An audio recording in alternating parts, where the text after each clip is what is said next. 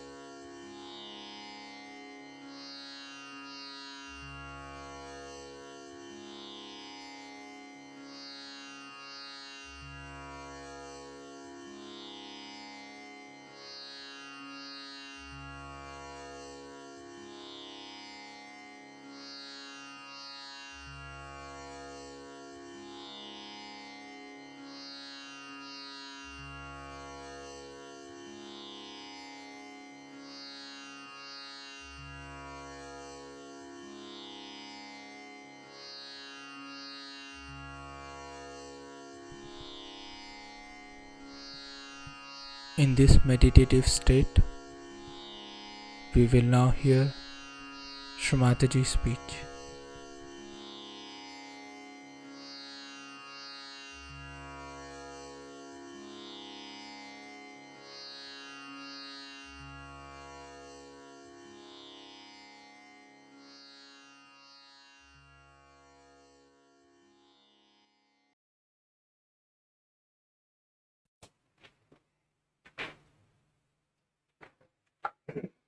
All of you should take Bandhan, it's better.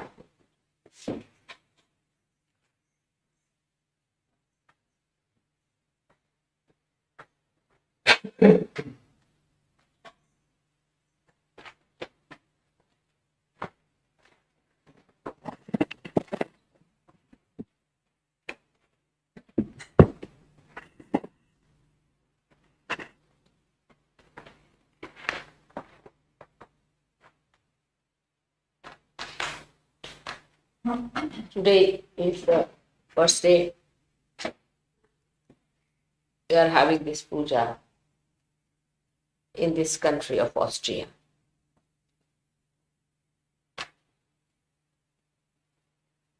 This country is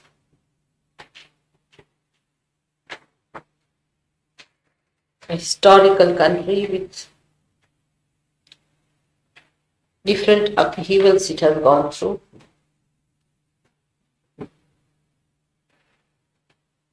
We learned so many lessons in that.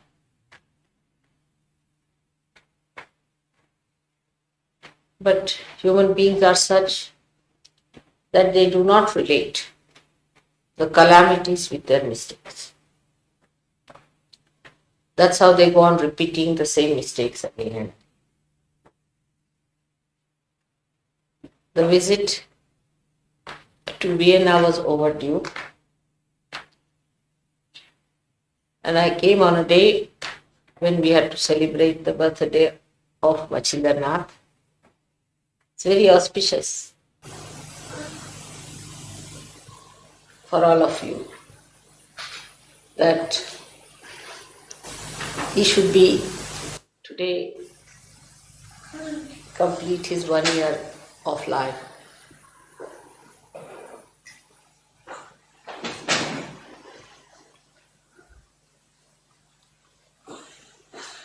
I bless him with all the flowers, the choicest flowers of beauty and bliss on him and his family, all his relations and his family.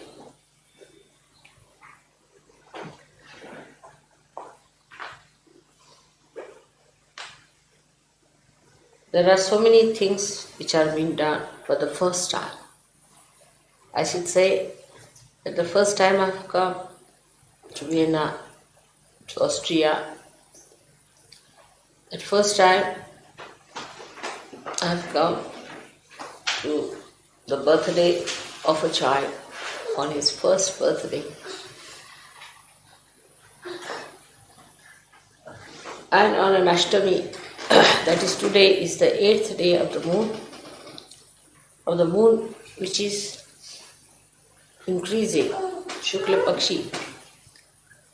That first time all the weapons of the goddess are to be worshipped.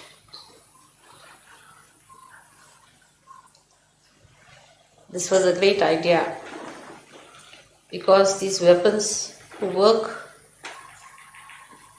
all the time, not only to kill the evil but to protect the good. Were never worshipped before, and that today, if human beings realize their importance and significance,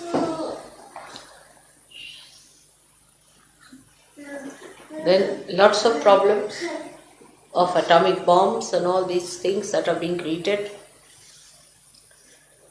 could be solved by diverting them to the right direction, using them for the destruction of the evil forces and not the good.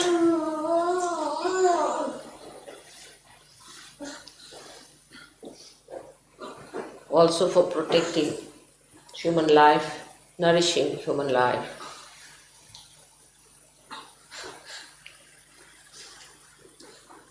The same weapons can be used in a wrong direction, but rightly used,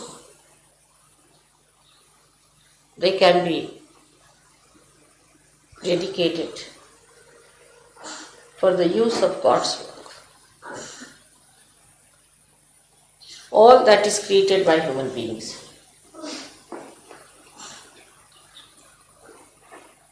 which looks apparently a instrument of destruction. But if human beings use their wisdom, they will find out that all these inventions that have come to them from the prompting of the unconscious or for the work of God. All scientific research, everything that has been done, all these instruments that you have produced are for the use of God. In a way, we can say that human beings have worked to create methods as instruments, as social, economic, political institutions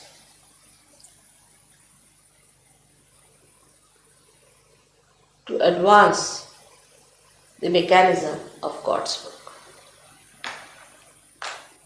The unconscious has worked through human beings.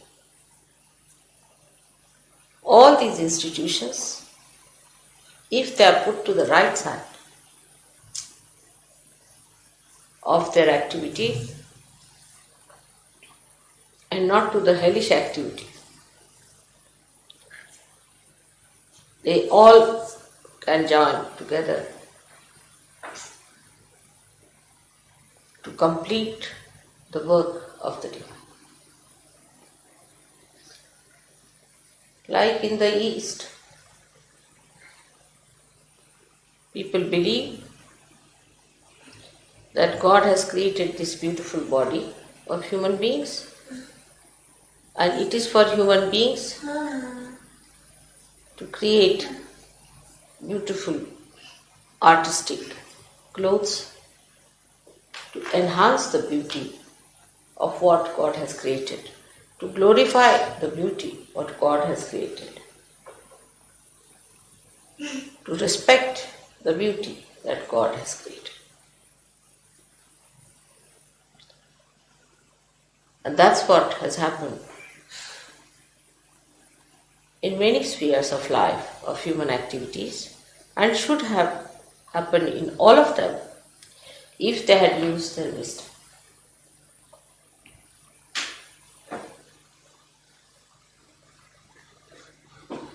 Question of knowledge that I discussed before is very important to understand.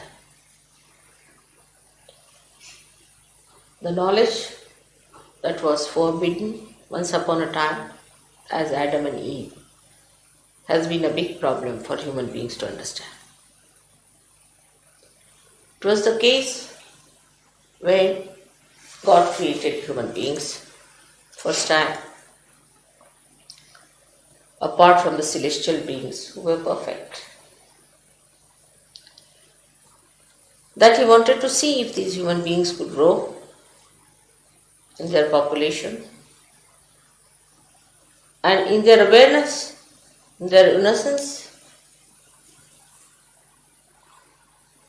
they would become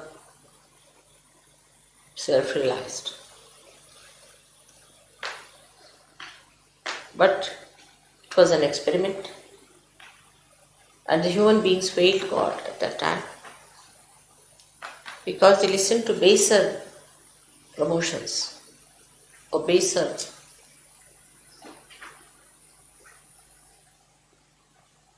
prompting. That's how they failed, and they lost their innocence. The loss of innocence is the sin which was first committed. And that sin took a different turn for human beings. Now that knowledge, what thou said, is not this real knowledge. That was the avidya, the artificial knowledge, the knowledge that I am something, that I am the doer, the ego. Till the animal stage, there was no ego.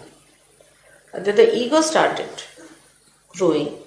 We can say that's the beginning of the original sin, that I am something. I am doing something. It's I who can do it. Alright? So God said, let's see. Let's see their little courage. And let them decide. So the plans were changed. One had to think now that we should get incarnations on this earth to help these people, to guide them, to put them into balance, to put them into proper understanding of dharma, so they keep to that balance. But every time I refuse to accept the balance. And this I goes very far from reality. Today also, when we come to Sahaja, I see people, they don't grow very fast. Because of this I, they have questions, they have doubts, they have problems. Because of this original sin, people cannot grow very fast. That I am the one, I am free. Why that? Why this? Who are you to ask questions? Who has made you? Have you made yourself? What did you do to become a human being? Why this kind of egoistical behavior towards God? Why God has made us? Why this thing? Who are you to ask any question? But it is so. The questioning goes on, and such people are very dangerous for search. If they have to come for puja, I am worried. Not because anything will happen to puja, but we may lose them completely. Such egoistical, stupid people get lost. As a mother, I have simple compassion and love for them, and I feel sad that they could have been saved. But this questioning mind of theirs can drown them. This is the basic original sin that human beings have created. Apart from that, we have problem that we have come from animal stage to this stage. So there are animal brutal conditionings within us. Then we have gone through other conditionings which were created in the history by the same Mr. I, who started institutions, who started organizing religions. For example, take Christianity. Christ came here to break your ego. On the contrary, people built a big ego out of it. Now, there are some Sahajogis who believe that Sahaja is a Christian Sahaja or a Hindu Sahaja. Still, that lingers on. That lingers on. That it is a Christian Sahaja. For Christians, it has to be Christian Sahaja. For Hindus, it should be a Hindu Sahaja. For Muslim, it is Muslim Sahaja. It must relate to Islam because they can't get out of their own conditioning, so it must relate to that. It must explain everything that is there. They can't get out. See something. It could be also a Catholic Sahaja or a Protestant Sahaja. Could be even deeper than that. Like that, you see, it goes on. So you pull Sahaja into your own categories, into your own small little cups. But it's just the other way around. Sahaja is the ocean. Is a universal thing. It is a Mahayoga. It is not meant for Christians, Hindus, Muslims, or it's meant for human beings as they were. Have you got animals who are Christians, Hindus, or Muslims? This all comes because of the original sin only, that we are something. We are Christians, we are Hindus, we are Muslims. In Sahaja, one has to understand that all the rivers, whether it is the river Ganges, or the river Yamuna, or it is the river Thames, or your Danube, any river, that all of them flow into the same ocean and become the ocean. They say that when all the rivers flow in the river Ganges, They are all called as Surasari, means the river of the gods. No more people call them by this different name of the tributaries that are there. In the same way, Sahaja Yoga is the ocean. You cannot name it. Do not try to find its identity with other things. If you start doing that, then your mind will start becoming that small little cup. And moreover, if you are coming from some organized religions, it's very important to understand that organized religions make your cup even stronger. It doesn't dissolve. If it is a disorganized religion, then it's a cup of earthenware which can dissolve into this ocean. But if it is a solid, nice porcelain, maison, then there is no possibility. Then you are adhering to all that conditioning, all that solidness, and then it's very difficult. All the time you have to bring in Christ, or you have to bring in Muhammad, or you have to bring in Zoroaster, or someone like that, who should be there to guide you. Now your guidance is your spirit, which is unlimited. So you don't have to bring any one of them. They are all within you. They are part and parcel. But to stick on to one person is again a sign that you are not expanding. You know that you are all. You have got Sri Krishna within you, who is awakened. You have got Christ within you. You have got Ganesha within you. You have got Brahmadeva within you. And you have got Muhammad within you. And you've got all of them. Moses, everyone within you. So how can you be identified with one person? The reason is you are still conditioned. And you want to drag it into your own condition. So try and bring it at a position where there is no conditioning. We can see our conditioning works so much with our style, because as human beings, we have a habit of forming a closed sector. Whether it is ourselves, first we close ourselves as I am X, Y, Z. Then we can club together as, say, we are, say, people who use fork and knives. There could be people who just use the fork and knives this way, can be clubbed together. The others who use this way can be another way. See, it goes on like that. All kinds of stupidity that human beings have to club together. Alright, use the way you like, makes no difference. You eat the same food, it digests the same way, it works the same way. But as far as the outside is concerned, when it comes to human activity, they will use the fork and spoon in a different way. Somebody will use their hands, fingers, and somebody will, may use daggers. I don't know how they can manage to go to what limit. So this is what it is. In doing something, in doing any activity, then only human beings make it a closed circuit. That this is how we do it, this is how they do it, how it is the method of another party or people. This groupism is the worst of all and is against the laws of nature. You can be an individual as far as your appearance is concerned, as far as your hair color is concerned or your eye color is concerned. That's God has created you that way. But all other things that you have created are dead.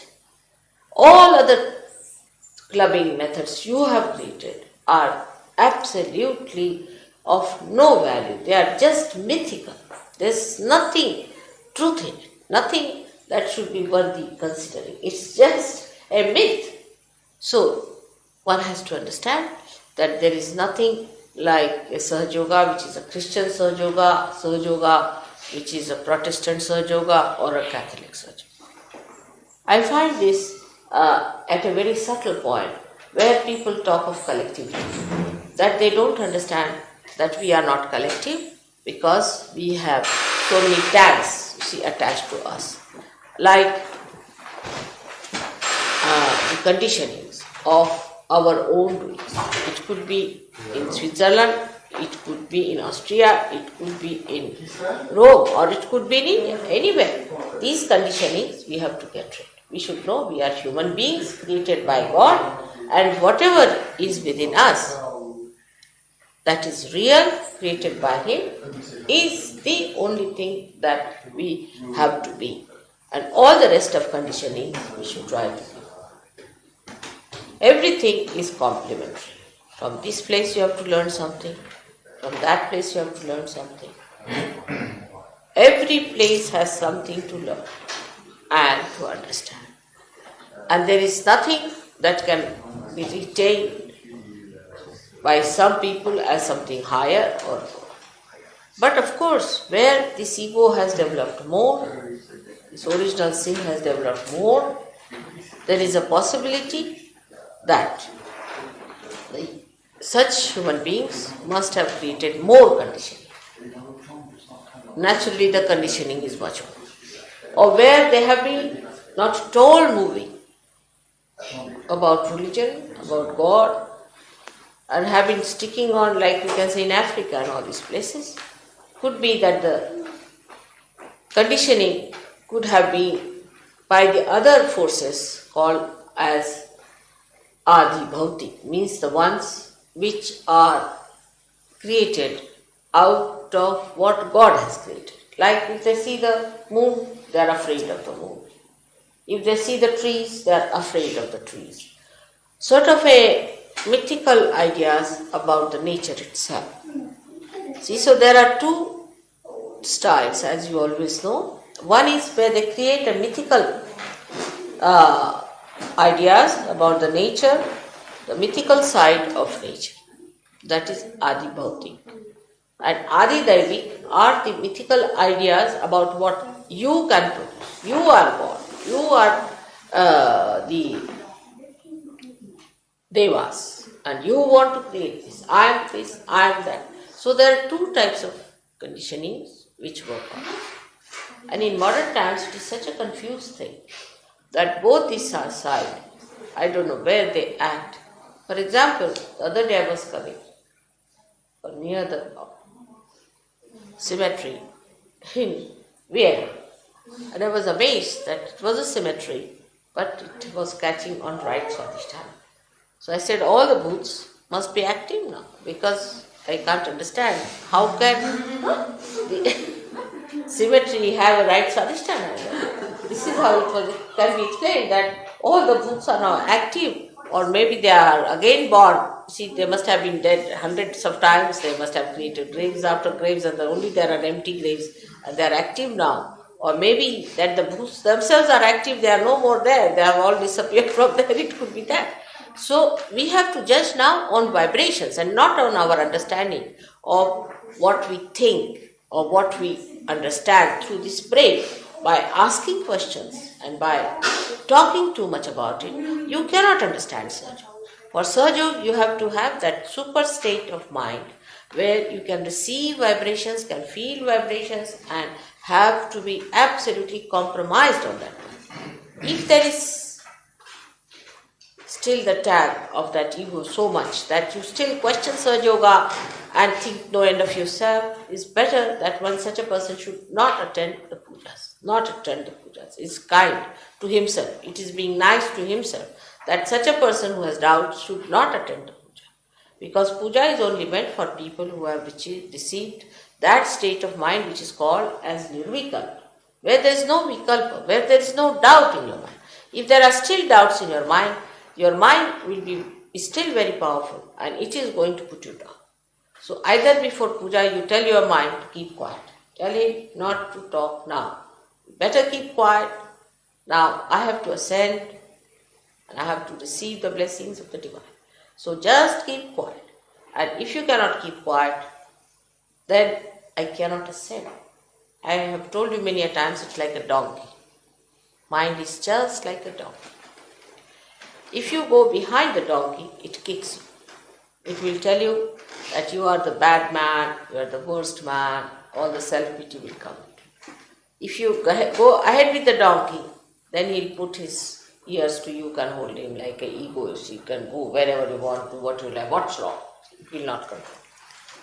If you sit on top of the donkey, it will still play about with you to see how you work out. So, if you allow the mind to go here and there through your eyes or through your attention or any way, or through your tongue or your senses, it will say all right. It will eat the grass on the sides, it won't move. It will move this side, eat some grass.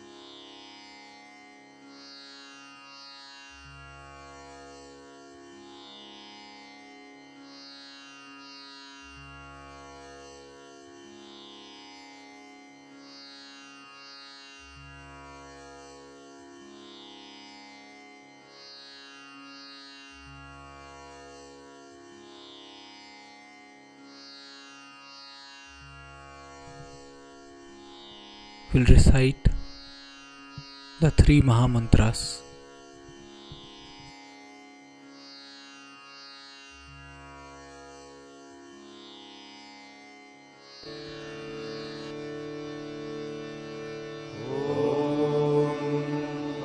त्वमेव साक्षात् Shri Mahalakshmi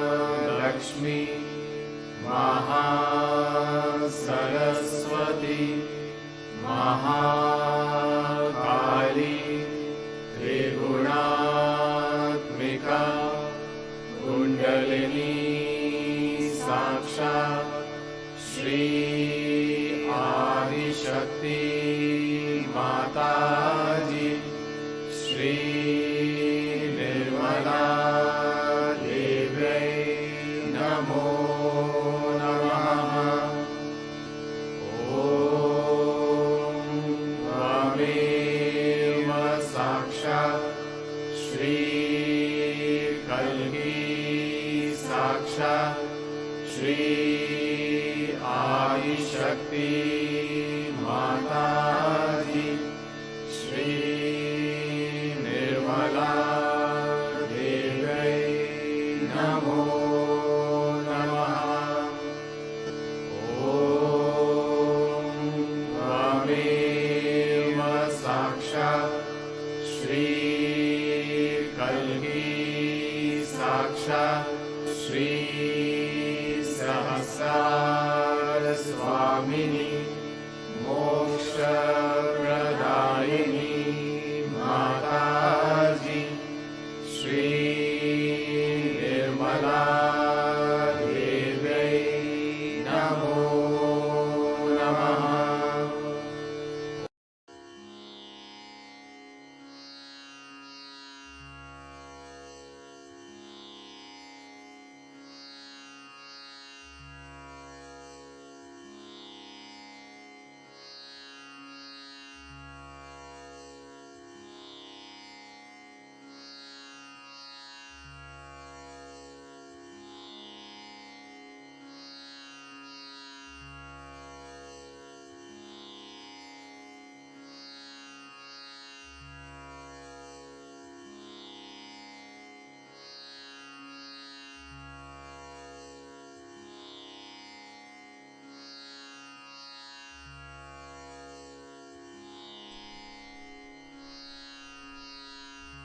Thank you, Shri Mataji,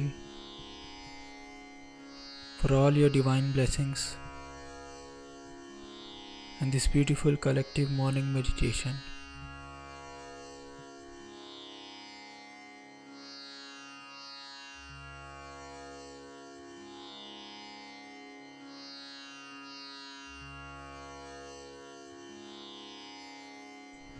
Let's all bow down to Shri Mataji, raise our Mother Kundalini and put Bandhan.